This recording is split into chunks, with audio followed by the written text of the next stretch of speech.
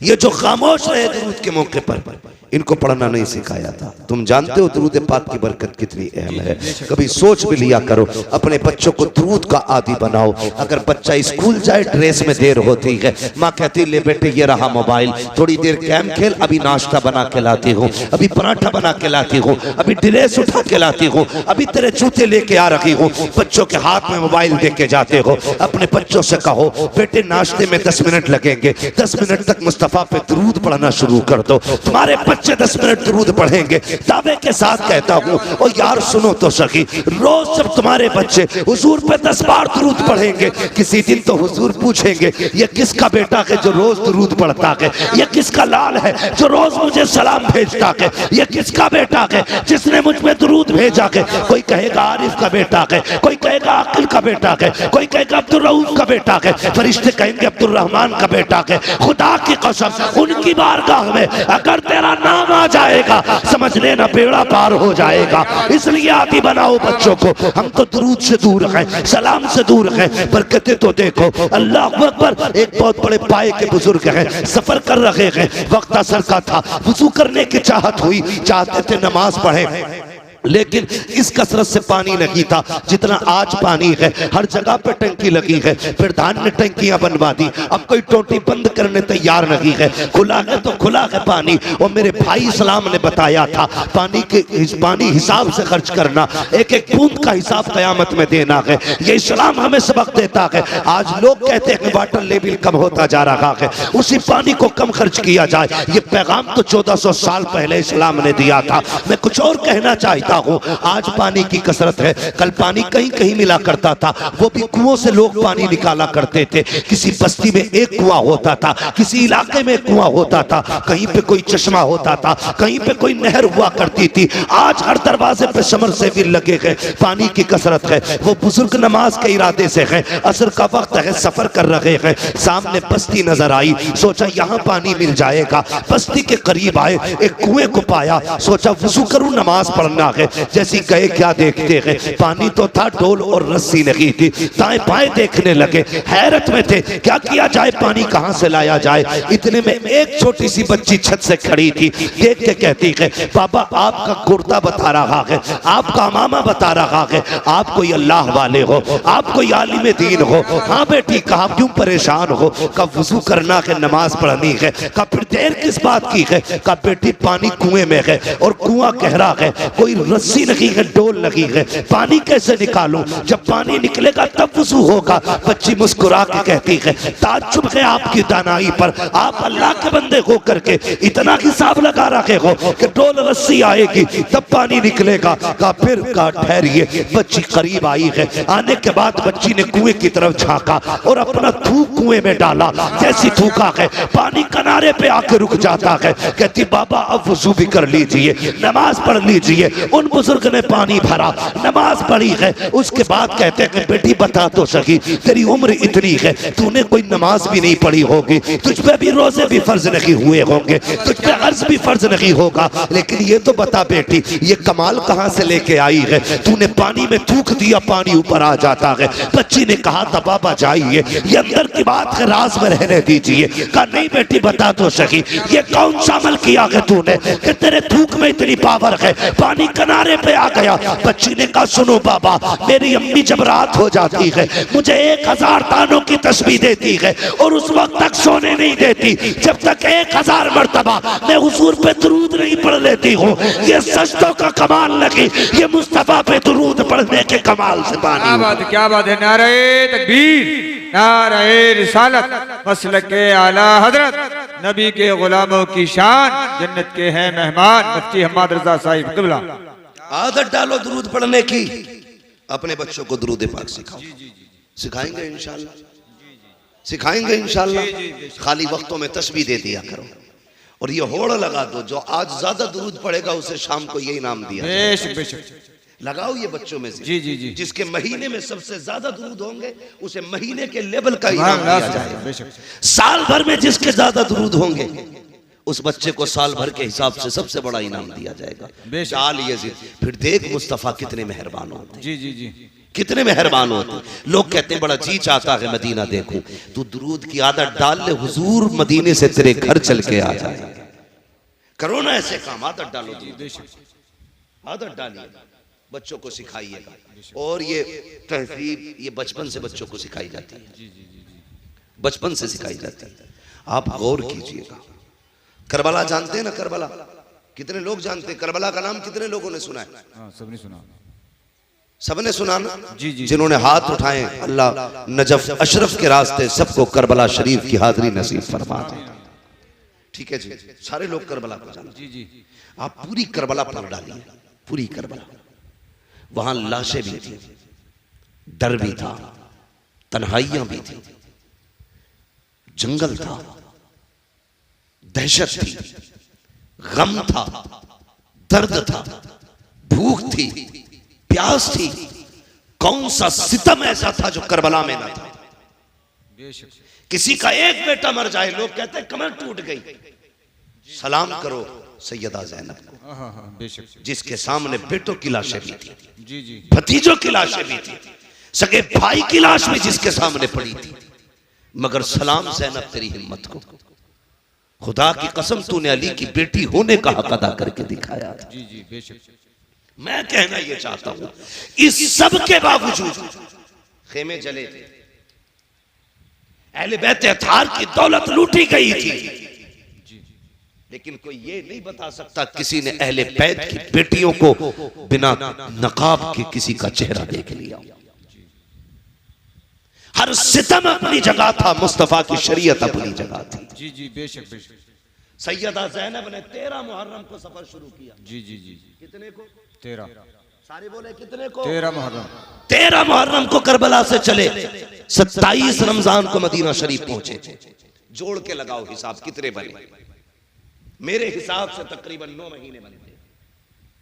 जी। कितने महीने? 9। जोर से कितने? 9 महीने बनते।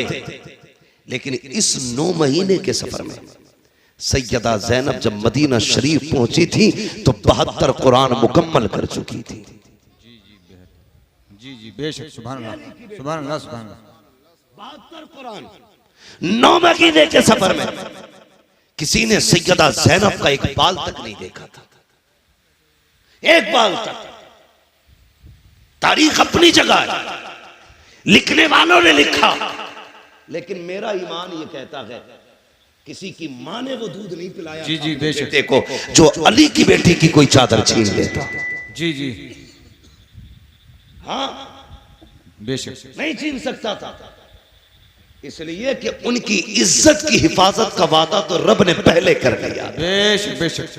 और चादर समझ छीनने का मतलब समझते? जी जी जी, बेटी के सर से चादर खींचना उसकी इज्जत खींचने के बराबर। अली की बेटी के सर से चादर, वो भी अली की बेटी जो यजीद के दरबार में खुतबा देने पे आए तो पित्ते पानी होने लग जाए। जी जी, बेशक। और लोग पूछने पे मजबूर हो जाए क्या अली आ गए? लोग कहें अली नहीं, अली की बेटी आ गई। ये सैयदा ज़ैनब। मैं कहना यह चाहता हूं, इन्होंने वो शरीयत का कानून पे अमल करके दिखाया कि दुनिया हैरत में है। आज कोई मिसाल नहीं मिलती है। ये उन्हीं के तरकी खैरात है जो बेटियों के सरों पे दुपट्टे सलामत हैं। ये सैयदा ज़ैनब का सदका है जो आज बेटियां पर्दों में नजर आ रही हैं। ये अली की बेटी का करम है जो तेरी मेरी बेटी की सर पे चादर रखी हुई है। ये अली की बेटी का एहसान है जो तेरी मेरी बेटी की इज्जत महफूज है। अगर अली की बेटी ने करबला में चादर न संभाली होती, आज किसी बेटी के सर पे चादर नहीं होती। और जब भी दुपट्टा देखा करो, अली की बेटी को याद कर लिया करो। मैं तो ये कहता हूँ, बचा के कूफे से आबिद को लेके आई है, कमर पे 12 इमामत उठा के लाई है। अली की बेटी को झुककर सलाम कर इस्लाम तेरी अमानत के घर तक बचा के लाई है। नारे तकबीर, नारे रिसालत, मसलक के आला हजरत सरकार के घराने की शान, जन्नत के हैं मेहमान मुफ्ती हम्माद रजा साहिब क़िबला। आखिरी बात, आखिरी बात, 10 मुहर्रम शरीफ आती है बेशक। 10 मुहर्रम शरीफ के दिन कुछ लाइल्म लोग, ना समझ लोग, उनकी अपनी बेटियां उसको त्योहार के तौर पर यूं मनाती हैं कि सरों पे दुपट्टे नहीं होते। बुरा ना मानो, ये हमारे ही घर की बात है। अगर मैं नहीं कहूंगा तो आपसे कौन कहेगा? बेशक। मैं सिर्फ आपकी वाह के लिए मैं मुंह बंद करके यहां से चला जाऊंगा। आप तो फिर वहीं रह जाएंगे ना जहां थे। मैं बताना चाहता हूं 10 मुहर्रम को अली की बेटियों ने पर्दा करके दिखाया है। बेशक। हमारी बेटियों ने दुपट्टे उतार दिए। बताइए, अगर मुहर्रम के नाम पे हमारी बेटियां दुपट्टे उतार के मेले में आ गई तो कयामत में सैयदा ज़ैनब को कौन सा मुंह दिखाएंगे हम? बेशक। खुद फैसले करें। और तुम्हें बताऊं हया क्या थी अली के घर की? जी। मैंने कहा आखिरी बात है, यजीद के दरबार में अली की बेटियां पहुंची। सुबह से शाम तक खड़ी रह गई हजरत ज़ैनब और हजरत सकीना यजीद के दरबार में, सुबह से शाम तक। जब उस यजीद कुत्ते का, जब उस कुत्ते का शाम को नशा उतरा, वो दरबार में आके बैठा और उसे पता चला अली की बेटियां आई हुई है। वो हुकूमत के नशे में था, औकात भूल बैठे। कहता इनके चेहरे दिखाए जाएं। हजरत फिजा आगे बढ़ी, कहने लगी कुत्ते हद में रहे, अली की बेटियां हैं, कयामत आ सकती है, किसी गैर महरम के आगे ये चेहरे नहीं खोल सकती है। ये हजरत फिजा ने कहा कि कयामत आ सकती है, लेकिन अली की बेटियों के सर की चादर नहीं हटाई जा सकती। पूछ, तुझे क्या पूछना? कहा मुझे इनके नाम पूछने। अल्लाह अकबर। कहा सबके नाम मैं बताऊंगा। वो बिगड़ा, कहा तू कौन होती बताने वाली? मैं पूछूंगा। कहा हद में रह, हम जान दे सकते हैं लेकिन अपने आकाओं की इज्जत पे आंच नहीं आने दे सकते। उसने फिर इशारा किया उस 7 साल की सकीना की तरफ जिसका बचपना था। कहा ये बच्ची कौन है? कहा ये हुसैन की सकीना है। ये वो है जो हुसैन के सीने पे सर रख के सोती थी। उसने कहा मुझे पूछना है, ये नाम बताए। 3 मरतबा उसने कहा, जवाब नहीं मिला ना। तो कहा ये बोलती क्यों नहीं? इमाम ज़ैनुल आबिदीन ने कहा कुत्ते, इसके गले में जो फंदा पड़ा है ना, ये इतना टाइट है कि इसकी आवाज नहीं निकल रही है। ढीला कर फंदा।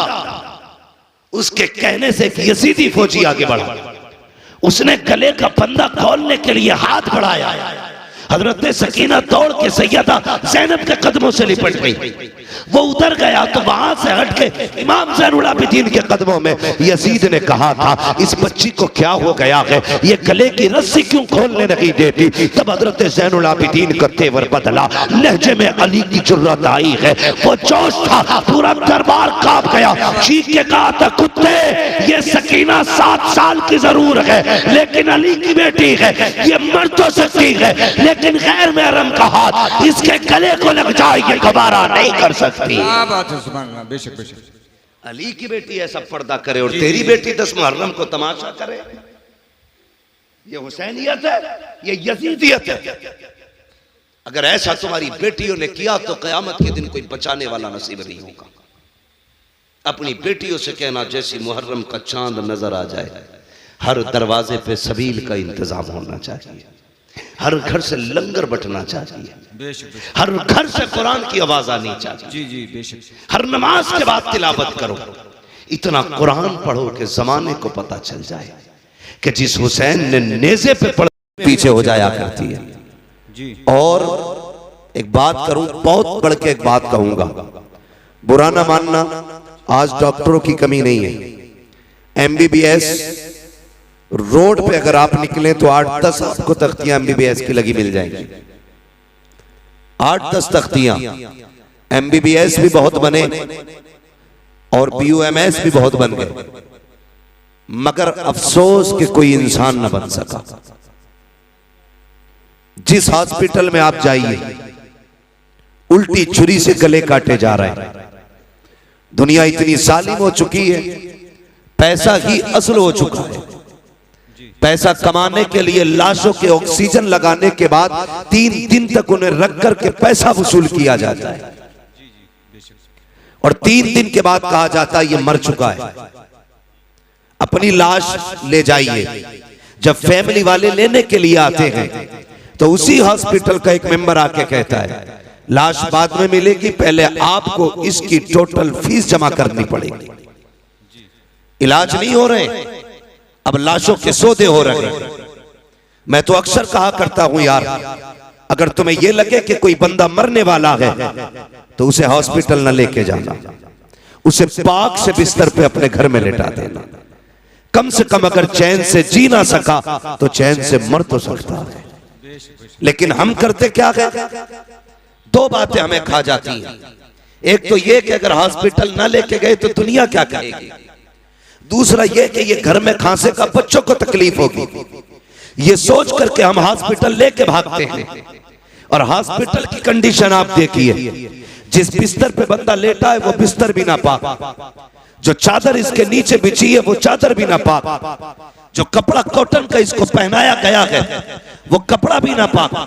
आईसीयू में रखने के बाद मुंह पे ऑक्सीजन लगा दिया गया।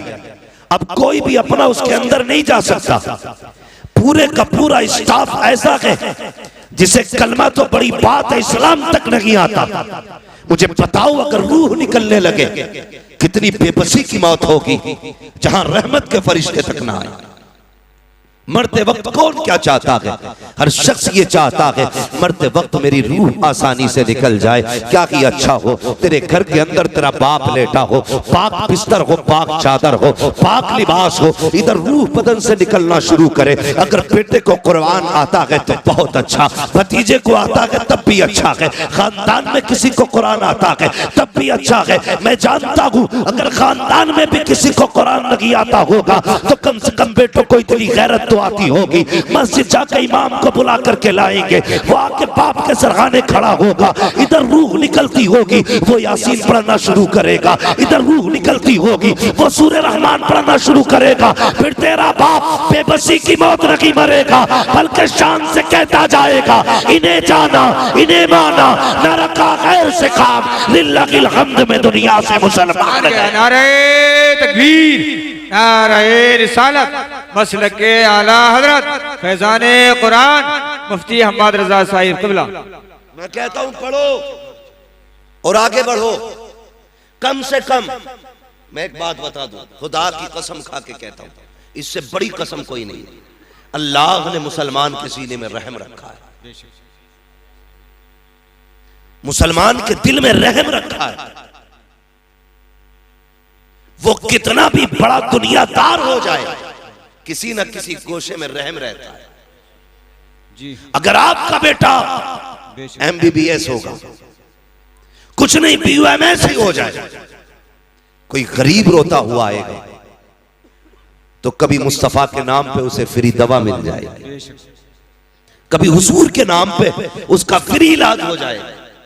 कम से कम कुछ भी ना सही और बढ़ के बात करने लगा हूं, ये मैं किसी पे तंज नहीं कर रहा हूं, ये कड़वी सच्चाई है। तुम जानते हो हमारी बेटियों को जब ऑपरेशन थिएटर के अंदर ले जाया जाता है, उनके साथ का सुलूक किया जाता है, कोई नहीं जानता है। उनके जब कपड़े उतार दे जाते हैं, कौन सी बदतमीजी नहीं करते जालिम। मैं चाहता हूं जब तेरी बेटी का ऑपरेशन हो वहां पे कलमा पढ़ने वाला खड़ा होना चाहिए, दीन की बेटी खड़ी होनी चाहिए, ताकि उसके सतर को अगर कोई कुत्ता खोलना चाहे हाथ बढ़ा के कह दे ना ये सिर्फ तेरी बेटी नहीं, ये मदीने वाले की भी बेटी है, मुस्तफा की बेटी है, इसकी इज्जत को हाथ ना लगाना, इसकी इज्जत हमारी इज्जत है। खुदा की कसम खा के कहता हूँ अगर तेरी बेटी MBBS बन जाएगी, सर्जन बन जाएगी, मैं नहीं जानता दुनिया क्या कहेगी, लेकिन इतना जानता हूँ बेशुमार बेटियों की इज्जतें महफूज होती नजर आए। सुभान अल्लाह, सुभान अल्लाह। बहुत और आगे बढ़िए, बहुत अलग नजरिया रखता हूं मैं, पढ़ो, मैं मुखालिफ नहीं था, पढ़िए। हमारे पास क्या नहीं है कमेटी वालों, अल्लाह आपको सलामत रखे, सिर्फ जलसा ना करना, सिर्फ उर्स ना करना, अल्लाह तौफीक दे तो पूरा साल हुजूर की उम्मत की खिदमत भी करनी है। जी जी बेशक करेंगे इंशाअल्लाह, सारे वादा करो इंशाअल्लाह। हाँ ये वादा करो उम्मत की भी खिदमत करनी है। और अरबाबे मिंबर की बस दुआएं चाहिए। हमारे पास नारे भी बहुत हैं, ठीक है, उर्स भी हमारे काफी भारी होते हैं, लंगर भी काफी बड़े होते हैं, और ये होने भी चाहिए। ये सुन्नियों की पहचान है। मैं खत्म करने की बात नहीं करता, ये सुन्नियों की पहचान है। लेकिन मजा तब है आज मौलवी साहब के नाम का उर्स सजा के बैठे। अल्लाह करे कल मौलवी साहब की तरफ से किसी गरीब बेटी का घर भी तुम बसाने के लिए खड़े हो जाओ। जिस तरह पूरी कमेटी ने इकट्ठे होकर के खून पसीने की कमाई से उर्स सजाया, अल्लाह करे किसी गरीब की बेटी के हाथ मेहंदी से इसी मेहनत से सज जाए। दावे के साथ कहता हूं, भले तू साल भर मजार पे ना आना, दुनिया के किसी भी कोने में तुमने गरीब बेटी के हाथ मेहंदी से सजा के उसका घर आबाद करा दिया, मरने की देर होगी मदीने वाला तेरी कब्र को सजाने खुद आ जाएगा। हमें ये करना पड़ेगा और आगे बढ़ना पड़ेगा। मेरे दोस्तों, कितने पीछे रह गए, खुद सोचो, खुद सोचो। जिसके धर्म की कोई था नहीं वो तो मजबूती से थामे बैठे। जिनके मजहब की एक एक तारीख रकम है, आज वो कितने पीछे। तुम देखोगे किसी भी गैर मुस्लिम को, तुम आज देखो बिना तिलक के नजर नहीं आएगा। जी जी बेशक, बहुत गौर से सुनना मेरी बात। बिना तिलक के नजर नहीं आएगा, बिना बालों के नजर नहीं आएगा। आज क्या हुजूर ने हमें टोपी दी थी, किधर गई? कितने लोग लगाते टोपी? सोचो तो सही, कितने लोग टोपियां लगाते? कब? जुमे के दिन टोपी लगती है। किस दिन? बोलो, नाराज हो? जुमे के दिन। नाराज नहीं हो तो फिर बोलो, जुमे के दिन लगाते कि नहीं? जी जी जी। और कौन से दिन लगती है? ईद के दिन। वैसे तो किसी ना किसी के सर पे रोज लगी रहती है, लेकिन मैं वो बात कर रहा हूं जिसमें ज्यादातर लोग टोपी लगाते हैं। दूसरा कौन सा दिन है? अल्लाह सलामत रखे भाई, कह रहे हैं ईद का दिन। और एक दिन और आता है जिसमें सारे लोग टोपी लगाते हैं, वो दिन आता है रबीउल अव्वल शरीफ का दिन, हुजूर की विलादत के दिन। सबके सर पे टोपियां होती हैं। और एक दिन और आता है जिसे मुहर्रम की 10 तारीख कहा जाता है, जिसमें अक्सर लोगों के सर पे टोपी होती है। जब सब टोपी लगा लेते हैं तो हुकूमत हिल जाती है। तुमने 4 बार टोपी लगाई, हुकूमत हिल गई। अगर 365 दिन टोपी लगा लोगे तो दुनिया हिलती हुई नजर आएगी। जी जी बेशक। लेकिन लोग कहते हैं, अरे मौलवी साहब तकरीर करना, लोनी और बट्टे ना ओढ़नी। तो मैं सीधी बात कहता हूं, जब से लड़कों ने टोपियां उतार दी, बेटियों ने दुपट्टे उतार दिए। बाप टोपी ओढ़ना शुरू कर दे, बेटियां दुपट्टे ओढ़ना शुरू कर देंगी। आदत डालिए बच्चों के, आदत डालिए। गलत मैसेज मत लेके जाना। मेरी बात का ये मत निकालना मैं किसी को सताने आया था, दिल तोड़ने आया था। मैं बताना चाहता हूं, आज शादियां आप देखिए, शादियों में जाओ तो शरीफ आदमी खड़ा नहीं हो सकता। भाई कितने में किया होटल बुक के? 2 लाख में, 5 लाख में। और एक इज्जतदार आदमी अंदर एक लुकमा नहीं खा सकता। हजरत को ले जाना, टहल टाल के बाहर आ जाएंगे, क्योंकि वहां जितने खा रहे हैं सब बैलों की तरह घूम घूम के खा रहे हैं। नीचे बैठ के खाने वाले को तो पागल समझा जाता है। और अजीब लोगों का सिस्टम है। एक ने तो, कारी असगर साहब, एक ही प्लेट में बिरयानी भी डाली, कोरमा भी डाला, जर्दा भी डाला, कोल्ड ड्रिंक थी, वो दूसरे हालात में पकड़े पड़ा। अब वो खाए कैसे? हालात देखिए। जी जी बेशक। और प्लेटें वो कई जगह पे फाइबर वाली, वो फटी कपड़ों पे। बारात आफत में बदल गई। बेशक। हमने 4-4 लाख के मैरिज हॉल तो किए, हमने 10 रुपए का दस्तरखान नहीं बिछाया। हमने 10-10 लाख लगा करके दुनिया की शोहरतें हासिल की। क्या कि अच्छा होता जमीन पे बैठ के मुस्तफा की सुन्नत को जिंदा किया होता। क्या कि अच्छा होता। लो एक बात और बता दो, जो खड़े होके खाते हैं उनकी बरकतों का मामला ये है, उसमें डबल खर्चा आता है। जो बैठ के खाते हैं उसमें आधा खर्चा आता है। लोग कहते हैं ये फेंकने में जायक हुआ है। मैं कहता हूं नहीं, तुमने सुन्नते मुस्तफा छोड़ी इसलिए बरकतें उठा दी गई। तू बैठ के खा, खुदा की कसम, जितने खाने में एक बारात का भला होगा उतने खाने में अल्लाह 2 बेटियों के घरों को आबाद करेगा। नारे तकबीर, नारे रिसालत, मसलक के आला हजरत मुफ्ती हम्माद रजा साहिब क़िबला। बात खाने की आ गई तो एक और कह दो, कार्ड आता, कार्ड एक आदमी की दावत है तो मोटरसाइकिल पे 3 बैठ के जाते हैं। समझ रहे मेरी बात? ये बात गौर से सुनना। एक पे 3 बैठ के जा रहे हैं, रास्ते में दोस्त मिल गया, उससे कहते तू भी ढंग जा। कई लोगों की ये कंडीशन है, देखी ताहिर भाई के पैर रखने जगह नहीं, ऐसे चील गाड़ी बनी गई। दावत खाने जा रहे आप, क्योंकि पैर रखने की इतनी जगह ही कब है? वो तो बनी 2 लोगों के लिए थी, 4 बैठ गए, फ्री की खाने गए। पहले एक बात याद रखिए, मेरी बेटी हो या आपकी बेटी, हर बंदा खाना अपने मेहमान के हिसाब से बनाता है। ठीक है जी? और क्या करते हैं, अगर 100 मेहमान उसकी लिस्ट में होते हैं तो 120 लोगों का हर बंदा खाना बनाता है, बच जाए कम ना पड़े। बेशक। और जितनों को दावत देता मैं हूं या आप हूं, उसके रजिस्टर में चढ़े होते कितने लोग खाने वाले। अब अंदाजा लगाइए, एक के साथ एक फ्री आ गया, उसने बनाया था 120 लोगों का, खाने वाले कितने हो गए? 200 हो गए ना, 100 का डबल हो गया तो 200 हो गया, और कभी कभी 250 भी हो जाते हैं। अब ये बताइए, ये जो आप एक की दावत पे 3 टन के जा रहे हो, तुम्हारे बाप की जागीर थी? खुद सोच के बताइए, तुम नहीं जानते। एक बाप जब बेटी को रुखसत करता है ना, लोग खाने के ऐप बयान करना शुरू करते हैं। नाक तक भर के खागा और तीली डाल के नमक तेज था, हल्दी कम रह गई, बोटियां गला दी। कुछ कहता छोटे पीस होते, मुंह का साइज देख के जाता ना। गुंडागर्दी है ये खाने में भाई।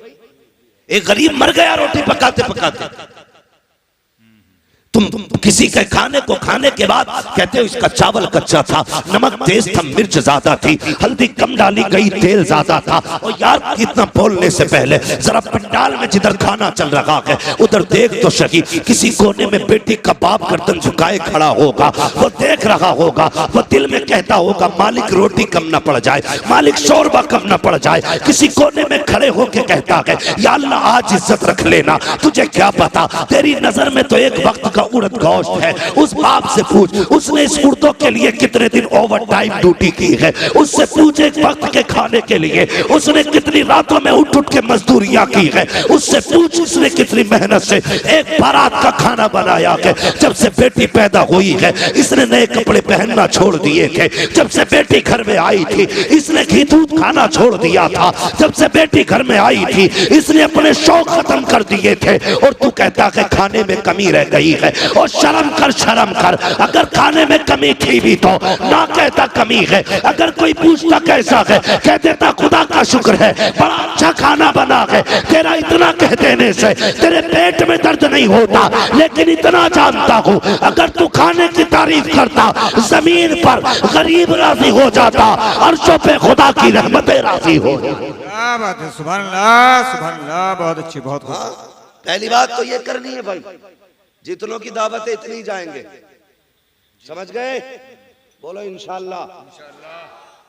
हाँ, जितनों की दावत है उतने ही जाएंगे।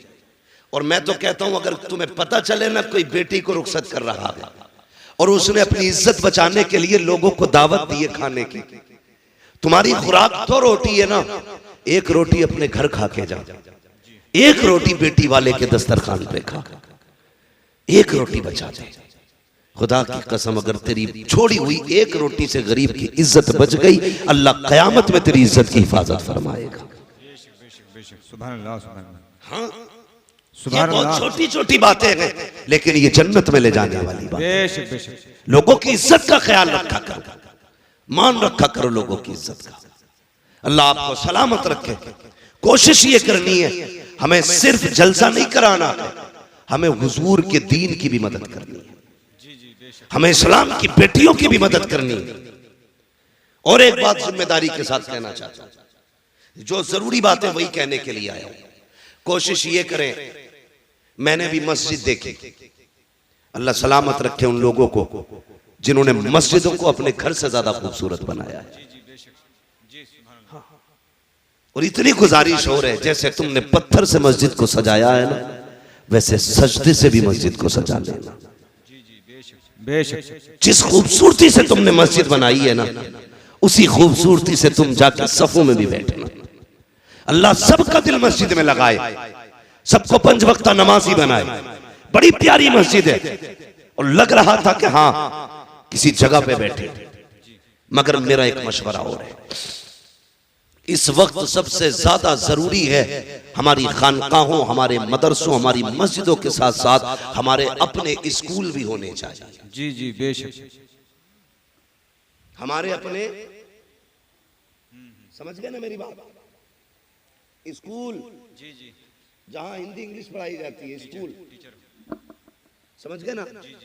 खानकाहों के साथ साथ हमारे अपने स्कूल भी होने चाहिए। इस वक्त कौम मुस्लिम कहां खड़ी है? एक ऐसे दोरागे पे कौम मुस्लिम खड़ी है कि तबाही के अलावा कोई रास्ता नहीं। बेशक, या तो आप अपनी बेटी को जाहिल रखिए और या फिर आप बेटी से हाथ धो बैठिए। बस 2 रास्ते हैं तुम्हारे पास। समझ रहे मैं क्या कहना चाह रहा हूं?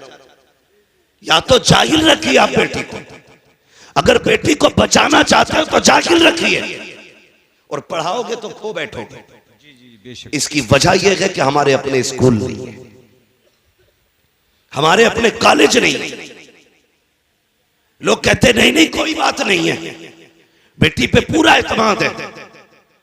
मैं बेटियों तक एक बात पहुंचाना चाहूंगा, खुदा की कसम सुनो, दुनिया में जो तुम्हारा बाप तुमसे प्यार कर सकता है वो तुमसे कोई प्यार नहीं कर सकता। बेशक बेशक, लेकिन कमी क्या की हमने? हमने अपनी बच्चियों को स्कूल नहीं दिए। वो ट्यूशन पढ़ने जाती हैं, वो स्कूल पढ़ने के लिए जाती हैं। ट्यूशन के नाम पे क्या होता है आप सोच भी नहीं सकते। इस्लाम दुश्मन ताकतें पूरी प्लानिंग के साथ खड़ी है, तेरी बेटी को घर से कदम निकालने की दे रहे। मैं नहीं कहता तेरी बेटी गलत है, लेकिन उसे बिगाड़ने में ज्यादा देर नहीं लगती है, इसलिए कि इस्लाम के दुश्मन पैसे भी लिए खड़े हैं, ऐश के सामान भी लिए खड़े हैं, पूरी मदद भी उनके साथ है। जो लड़कियां चाहती हैं वो हो जाता है, इसलिए कि पावर ताकत उनके साथ है। क्या कर सकते हो तुम?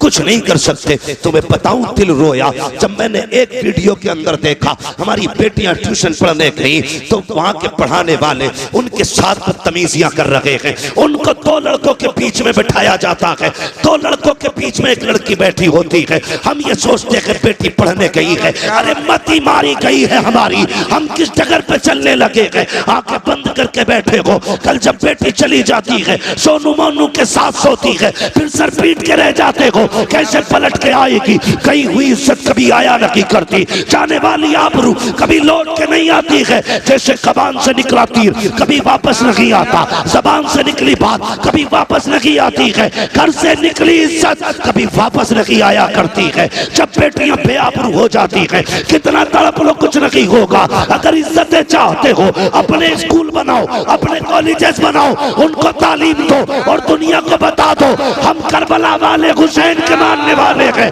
खानकाहे भी हम बनाएंगे, स्कूल भी हम बनाएंगे। नारे तकबीर, नारे रिसालत, मसलके आला हजरत फैजाने हुजूर ताजु शरिया, रज़वियों की तकरीर, नबी के दुश्मनों की फूट गई तकदीर।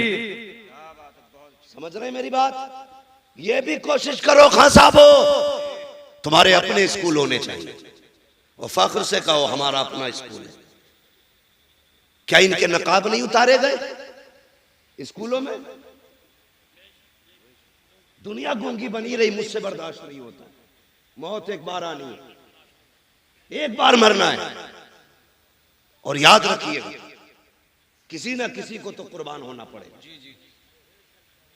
किसी ना किसी को तो मरना पड़ेगा। मेरी बात सुने, हमारी बेटियों के नकाब उतारे गए स्कूल में एंट्री से पहले, ड्रेस के नाम पे उनके कपड़े उतार दिए गए। तुम्हारे अपने स्कूल होंगे, किसी की मां ने दूध नहीं पिलाया है, किसी की बेटे की कोई जूती उतार सके, कपड़े तो बड़ी बात। अपने स्कूल बनाओ, शौक कम करो, होटलों में नाश्ते कम करो, इस पैसे को बच्चों के मुस्तकबिल पे लगाओ। मुजफ्फरपुर के अंदर एक बच्चे को पिटवाया जाता है, ये मुस्लिम है। हमने थोड़ी देर बैठ के मोबाइल में देखा और ये कब बुरा हुआ। तुमने क्या किया कौम के लिए अगर ये बुरा हुआ तो? क्या दिया तुमने? दिल रोता है। मैं सुन्नी हूं, मुझे वहां भी कोई ना समझे जी, मगर तकलीफ होती है। खानकाहों में जाना हमारा वतीरा है, बुजुर्गों के कदमों में बैठना हमारी इज्जत है जी, बेशक। लेकिन कई बार ऐसा मैंने देखा है खानकाहों में जितनी ऊंची गोलकें लगी हैं उसमें पैसे डालने जगह नहीं होती, उंगलियों से धकेल धकेल के पैसे भरे जाते हैं। उन पैसों को गिनने के लिए लोगों के नंबर नहीं आते हैं। और यार कभी वही पैसा उठा करके बच्चों के मुस्तकबिल पे लगाओ, स्कूल कॉलेजेस पे लगाओ। खुदा की कसम खा के कहता हूँ खानकाह में पैसा दोगे तो शायद 10-20 का पेट भरेगा। अगर यही पैसा तुम अपने बच्चों के मुस्तकबिल पे लगा दोगे 10-20 का नहीं बल्कि 10-20 सदियों का अल्लाह भला फरमा दे। क्या बात है, सुभान अल्लाह, सुभान अल्लाह। बहुत अच्छी, बहुत अच्छी, बहुत खूब। बहुत इस तरह बिगड़ा है साकी, उन्हीं को जाम मिलता है जिन्हें पीना नहीं आता। जी जी, बेशक। उन्हीं को जाम मिलता है जिन्हें पीना नहीं आता। माशाअल्लाह, मेरी बात सुने, कई गलत नहीं है। कारी बाकर साहब, कारी असगर अली साहब, ये उलमा मदरसे से जुड़े लोग जानते हैं, तनख्वाहों को कई कई महीने हो जाते हैं। इमाम की तनख्वाह कितनी रहती है मस्जिदों में? 10,000 12,000 है, इतनी तनख्वाहें रहती है। उसमें भी क्या होता, अगले महीने ले लियो, मारी जा रही है कि तनख्वाह तुम्हारी, हम भाग रहे हैं क्या? खुद सोचो, ये 12,000 की तनख्वाह देने में पूरी कौम ऐसी बातें करती है। पहली बात तो ये कहूं, जब वक्त हो जाया करे तनख्वाह एक दिन पहले ही दे दिया करो। जिस तरह तुम्हारे बच्चे होते हैं उसी तरह इमाम की भी बच्चे। कोई ये ना समझे इमाम साहब बुलवा रहे हैं मुझसे, पहले सुन लीजिए, कभी पता चले अगले दिन दोनों इमामों की छुट्टी कर दो। वो नहीं है, ये सारी बातें मैं अपने दिमाग से और अपनी जरूरत के पेश नजर ये बात कर रहा हूं जिसकी मैं जरूरत महसूस करता हूं। हाँ, इमामों की तनख्वाहें बेचारों की 6-6 महीने लेट है। उनके भी बच्चे हैं, वो भी बीमार होते हैं, उनकी भी दवाइयां हैं, उनके भी शौक हैं। लोग कहते हैं दिल नहीं लग रहा नमाज में, लगेगा कहां से, तनख्वाह तूने दी नहीं। उसके घर आ गई है भतीजे की शादी, बीवी ने कहा इमाम साहब की सूट तो जरूर बनेगा। तो वो फजर में भी खड़ा है ना, दुनिया सो रही है, वो हिसाब लगा रही है कहां से लाऊंगा। तो तेरा दिल लगेगा नमाज में? खुद बताना वगैरह, अल्लाह अकबर। उसके बाद कह रहे पता नहीं उस दुकान पर 1700 का मिलेगा, वहां 1800 का, वहां 2100 का, वो भी पैसे मिले भी नहीं है, किससे उधार लूंगा। ये सारा हिसाब जब फजर में लगेगा तो दिल लगेगा नमाज में? जरूरतें पूरी कर दो। जब वो खड़ा हो ना, उसका दिमाग दुकान पे ना जाए, उसका दिमाग सीधा अल्लाह की बारगाह में चला जाए। बेशक बेशक। हाँ, मैंने बड़े बड़े पैसे वालों को ऐसे जेब में हाथ डाल के कहते देखा, अरे यार इमाम साहब थोड़ी देर पहले कहते थे, अभी तो कलवा ले गया, इसका कलवा भी जरूरत पे आता। जी जी। हाँ, ये बड़ा यार एक मिजाज बना लिया लोगों ने। किसी ने किसी अरे थोड़ी लेट हो गए भाई, तुम अभी 5 मिनट पहले कह दे। क्या आदतें बन गई? आदत झूठ और मक्कारी फितरत हो गई हमारी। फितरत है, किसी का इंतकाल हो जाए और तुम ना बताओ, फिर वो पूछे यार तुम जोहर में नहीं थे, यार दफन में गया था। अरे यार मुझे क्यों नहीं बताया, मैं भी जाता। फर्ज कर लो अगर जाते टाइम बता दो चलेगा। अरे यार क्या बताऊं, वो बकरा बीमार है ना, मैं भी चलता। मतलब करना एहसान ही है, जिधर से चाहो कान पकड़ लो। ये भी कोई जिंदगी है? जिसके साथ खड़े हो खुलूस के साथ खड़े हो, खुलूस के साथ, दिखावा नहीं होना चाहिए, मक्कारी नहीं होनी चाहिए। अरे इमाम साहब अब कहिए तुमने, अभी अभी कलवा आया था, सारी दे दी, चलो फिर भी देखेंगे, ये कह के जान बचा के निकल लेते है। अभी आ जावे तावीज देने वाला, एक बकरा लाइए, पैसे ना होंगे तो बीवी के जेवर गिरवी रख के बकरा ला। बकरा अब तो देखो तरक्की कर ली सबने, पहले मुर्गा मांगते थे, बकरा मांगते, पूरा बकरा चाहिए। ये बता खानदान की तकदीर लिखेगा क्या इससे, पूरे बकरे से? भाई हम तावीजों में और अपनी जरूरत के लिए कुछ भी कर सकते हैं, दूसरे के हक के लिए कुछ करने तैयार नहीं। इन चीजों से निकलिए, खुलूस पैदा कीजिए दिल में। देने वाला कौन है बोलो? सारे बोले कौन देता है? और जोर से कौन देता है? जरूरतें कौन पूरी करता है? अल्लाह करता है ना। उसकी रजा के लिए तू दूसरों के काम चला, वो तेरे काम चलाना शुरू कर दे। हाँ, जब तक तुम अपनी तदबीर हिसाब लगा रहे 100 रुपए बचा लूं भाई, कल इससे कोरमा बनना है, कीमा लाऊंगा 100 रुपए का, मूंछ पे हाथ मार के खाऊंगा। लाया खरीद के, पक भी गया, अल्लाह ने पेट खराब कर दिया। अब टुक टुक देखते आ, ले भी आया, पक भी गया, खा नहीं सकते। अल्लाह कहता देख ये मेरी पावर है, हम अगर चाहे तो तेरे हाथ में कभी तेरे मुंह में नहीं जाने दे सकते। जी बेशक, हाथ में भी। और कहता जो हम पे भरोसा करता है ना, हम उसे वहां से देते जहां से वो सोच भी नहीं सकता। जी बेशक बेशक, सोच भी नहीं सकता है। इसलिए मेरी गुजारिश है जहां जरूरत है वहां इन्वेस्ट करो। बेशक। लेकिन आज सबसे बड़ा तो दबंग वही है ना जो सबसे ज्यादा इमाम को डरा के रखे। और इमामों से भी हाथ जोड़ के गुजारिश है, प्रधान आ जा तो सराहना ना छोड़ा करो, तुम इमाम हो। हाँ, ये भी मामलात खराब है। प्रधान आ गए तो जगह छोड़ दी, कोई गरीब आ गया तो हिलने ही तैयार नहीं। अपना भी समझो एक ही सफ में खड़े हो गए महमूद व अयाज। जी बेशक, ना कोई बंदा रहा ना कोई बंदा नवाज। प्रधान भी है खड़ा हो लाइन से, कौन है तू? मैं वो हूं जो गांव का प्रधान है, मैं मुखिया हूं, मैं जमींदार हूं। होगा तू, मैं मस्जिद का इमाम हूं। तेरी रसाई कहां तक है? थाने तक। मेरी रसाई खुदा तक है। जी बेशक। तू थाने कब जाता है? जब दलाली का नंबर हो। मैं खुदा तक कब जाता हूं? दिन में 5 बार लेके जाता हूं। जी पावर देख अपनी, और तू भी डट के खड़ा हो। अगर कोई कहे इमामत करनी है मेरी सुननी है, छोड़ दे मुसल्ला, कह देना।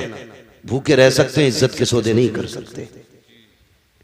और कई लोग ना इस चीज को इनकिसारी कह देते हैं, ये बड़ी आजिज़ी है। ये आजिज़ी नहीं है, चापलूसी है। तेरे पास वो चीज है जिसके बदले में दुनिया की कोई दौलत नहीं लग सकती। रब ने तेरे सीने में कुरान दिया है, इसकी बदल में कोई शय नहीं हो सकती है। बैठ डट के बता दुनिया को तू कौन है, बताना। हाँ, जो 4 लाइनें इंग्लिश में याद कर दे, लोग उसके आगे खड़े होकर सल्यूट मारते। तूने तो 30 पारे कुरान के सीने में सजा रखे। जी बेशक। लेकिन हम उसकी इज्जत नहीं करते। आगे लोटा ना हुआ, ये सफना बिछी, निकालो इन्हें। 5 मिनट लेट थे फजर में, इमाम 5 मिनट लेट हो जा तो इमामत से हटा दिया जाता है। तेरा बेटा 5 महीने से मस्जिद में नहीं आया, तुझे निकाला किसी ने मस्जिद से? नमाज तो सब पे ही फर्ज है ना, ये इमाम पे ही फर्ज है भाई? बोलो, सब पे फर्ज है। ये नौजवान लोग डर रहे हैं कि मैं उसको नहीं कहूंगा। सब पे फर्ज है, सब पे फर्ज है ना नमाज? सब पे ही फर्ज है ना।